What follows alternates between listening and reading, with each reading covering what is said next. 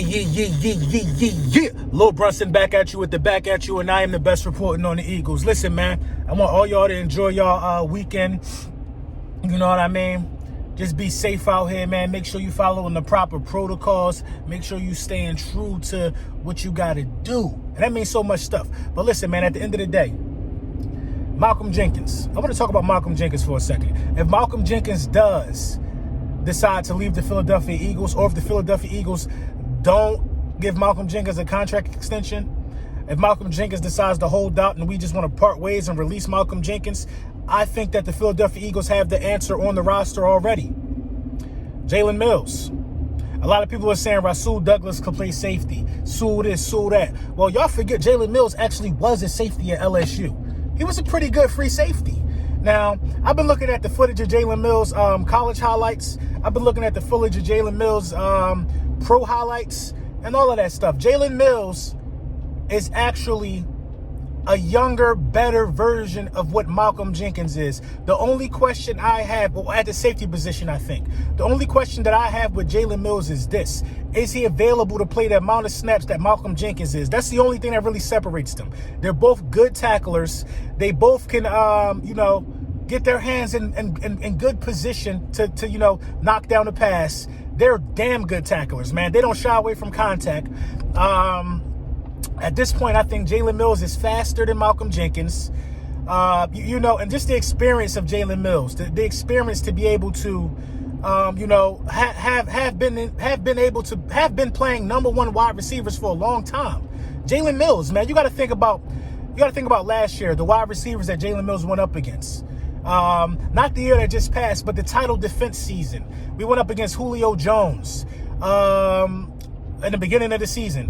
He's the one that made sure Julio didn't catch that pass that would have got us bounced out the playoffs when Nick Foles took over in the postseason the first go-around.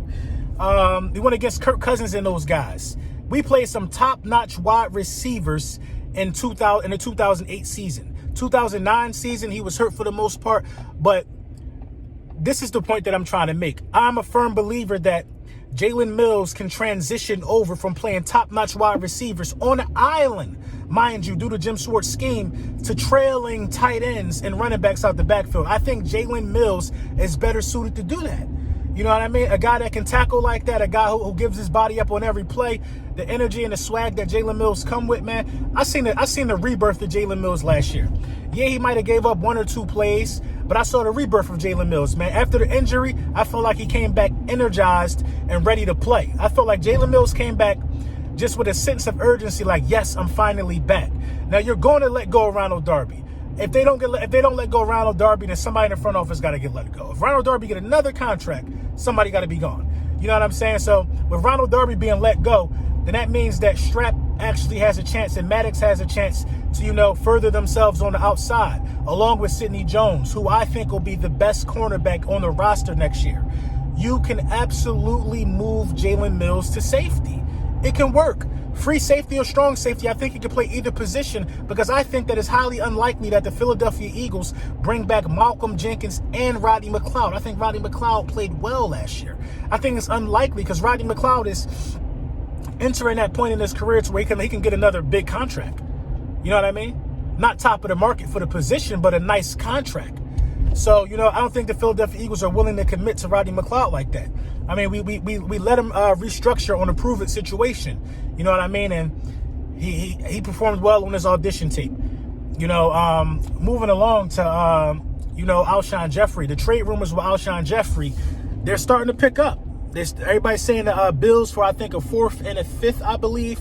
I look at it like this. If somebody is willing to give you a fourth-round pick and a fifth-round pick for Alshon Jeffrey, who has that nice-sized contract looming over his head, you got to take it.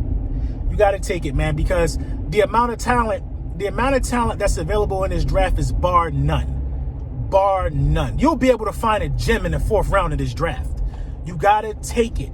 And the more picks that the Philadelphia Eagles have, the more pressure I believe is on the scout team to get this right. But that's their job. They got to get this right. We got a lot of picks. We got room to trade up for a key guy, and we got room to find a gem. So, a lot is to be said about the Alshon Jeffrey situation, man. It depends on what we getting back. 2 picks back for Alshon Jeffrey, you cannot complain with that. You got to go.